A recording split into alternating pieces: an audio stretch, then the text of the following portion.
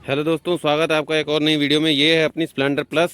तो आज कंटेंट नहीं था तो मैंने सोचा इसकी एक वीडियो बना करके आपको बता देता हूँ कितना ये इसको 3.5 साल हो गए हैं। और ये देख लो आप 36,946 मतलब 37,000 किलोमीटर चल चुकी है। 3 साल 3.5 साल हो गए इसको। और मैं आपको बता देता हूँ थोड़ा सा, मैंने इसको लिया तो कोई परेशानी हुई या नहीं हुई। और जो अभी वाली आ रही है ये भी i3s है। देखो i3s है।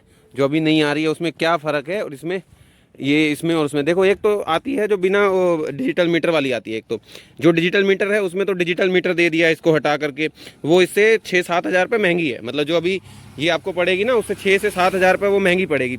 और जो दूसरी आती है इसमें, उसमें 2-3 फीचर अच्छे दे रही है। ये BS4 है, वो BS6 में आती है।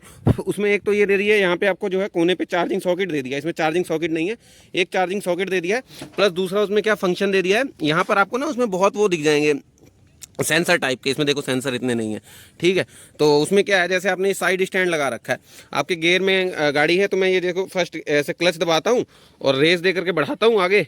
तो ये क्या कहते हैं, गाड़ी जो है क्या कहते हैं वो बढ़ेगी नहीं, मतलब बंद हो जाती है, क्योंकि उसका स्टैंड लगा होता है। साइड स्टैंड जब आप पीछे करोगे तब वो क्या कहते हैं आगे बढ़ेगी, वरना बढ़ेगी नहीं। ये दो मेन फीचर की बस चेंजेस हैं, बाकी सेम ऐसी ही है गाड़ी। तो अभी जैसे मैंने ये दिया तो उसके बाद देखो मैंने क्या चेंजेस करवाए। मैंने इसका ये 300 रुपये का ये चेंज करवा दिया था। तो ये तो जब मैंने बाइक ली थी तभी करवा दिया था। इसमें मेरे को देखो जो मेन दिक्कतें आई हैं वो तो एक तो ये स्टैंड है, ये 2 बार चेंज करवा चुका हूँ। और ये मेरी गलती की वजह से कह लो या क्या, क्योंकि मैं स्टैंड पे ना ऐसे जैसे पीछे घुमानी है तो ऐसे नीचे करके ऐसे घुमा देता हूँ गाड़ी। और दूसरा जैसे स्टैंड पे ये गाड़ी लगी है तो इसके ऊपर बैठा रहता हूँ। तो ये दो मेजर इशू होते हैं जो इसको स्टैंड को ख़राब कर देते हैं, वो मेरी वजह से ही हुए हैं। टायर देखो, टायर जो इसके आए थे उसके बाद तो 2-3 साल में तो 2-2 बार चेंज हो गए। मैंने इसमें ट्यूबलेस टायर डलवा दिया है।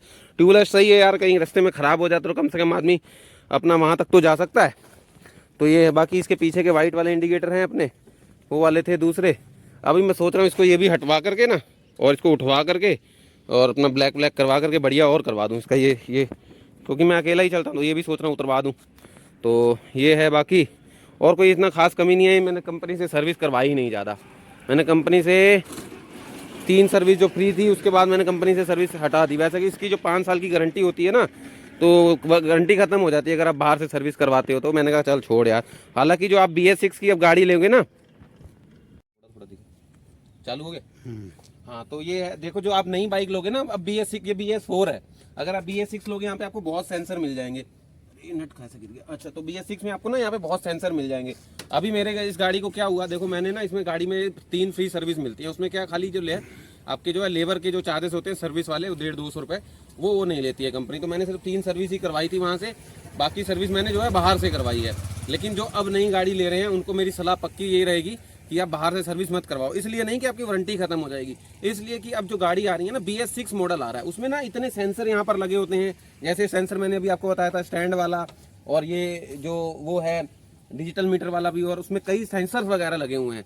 तो उसमें ये दिक्कत होती है कि अगर आप बाहर से करवाते हो ना, तो अभी के जो मिस्त्री बाहर हैं जो बाइक की सर्विस करते हैं, उनको इतनी सेंसर की इशू वो जानकारी नहीं होती है। मेरी एक वो बाइक थी पल्सर, उसमें वो लगता था फ्यूज वाली। और वो मैंने बाहर से सर्विस करवाई तो उसने प्यूरी फायर उसकी जल गई, बाहर वाले मिस्त्री ने जो करी।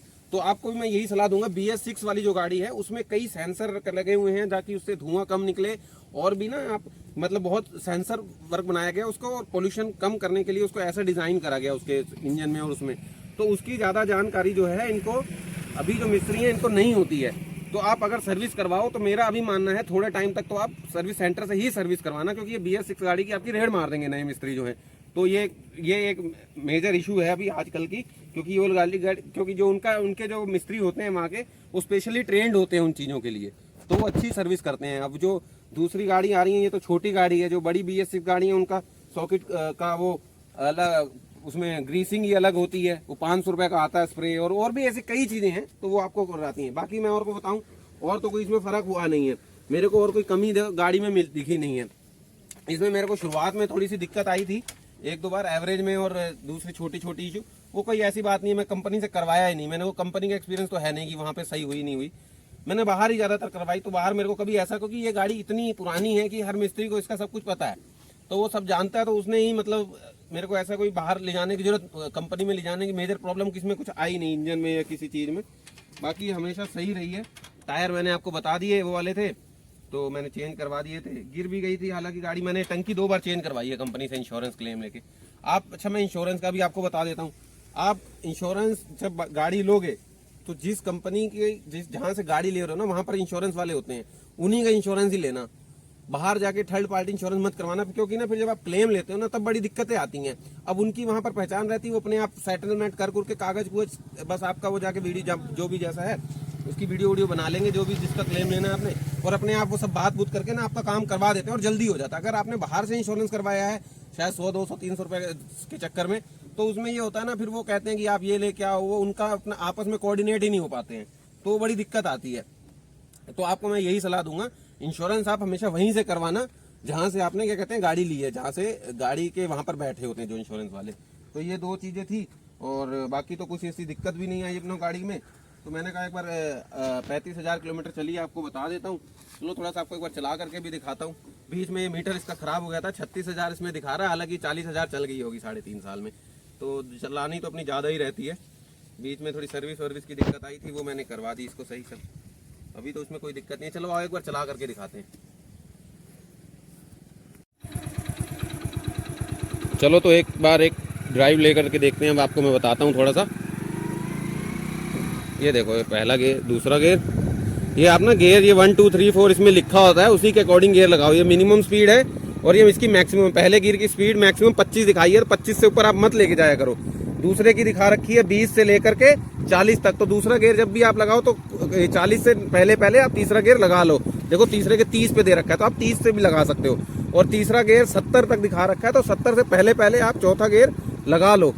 ये है। और मतलब आप यहाँ पे 30 ये 70 है ना, तो ये तीसरा यहाँ पे आ रहा है, तो 30 के बाद भी लगा सकते हो आप चौथा गेयर। तो आप ये चीज़ देखो, आपको हमारे को सिखाने के लिए ही दे रखी है 1 2 3 4। इसकी एक अधिकतम लाइन दे रखी है, एक जहाँ से शुरू है वहाँ वाली लाइन दे रखी है।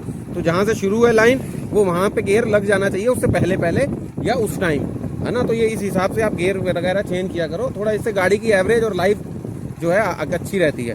तो बस यही था, मैंने कहा अगर आपको बता देता हूँ ये वाली इन्फॉर्मेशन भी। ये देख लो आप, इसमें ना 1 2 3 4 लिखा होगा, तो उसी के अकॉर्डिंग आप जो है गेयर वगैरह चेंज करो। ये जो नए गाड़ी सीखते हैं ना उनके लिए भी है, वो भी ऐसे करके करा करो। तो राइड में तो अभी भी आज भी मज़ा आता है इसकी चलाने में।